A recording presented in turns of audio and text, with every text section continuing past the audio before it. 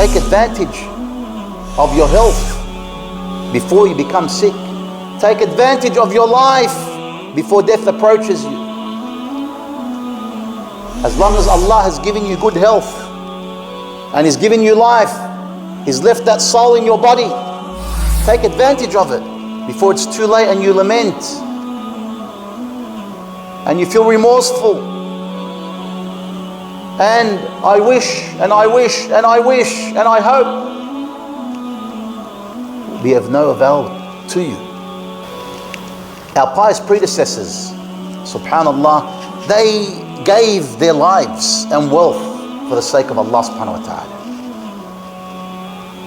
They gave all that was precious to them to gain that paradise, to gain paradise, to enter paradise. Why? Because they knew the reality of this life. They knew the reality of paradise.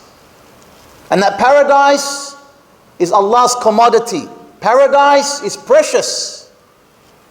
You need to strive and struggle and sacrifice to earn it. It doesn't come cheap. As the Prophet ﷺ informed us. أَلَا إِنَّ سِلْعَةَ اللَّهِ غَالِيَةٌ أَلَا إِنَّ سِلْعَةَ اللَّهِ غَالِيَةٌ أَلَا إِنَّ سِلْعَةَ اللَّهِ الْجَنَّةِ.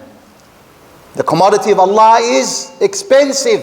The commodity of Allah is expensive. The commodity of Allah is paradise. Paradise is surrounded, as the Prophet ﷺ says, by what? By hardships.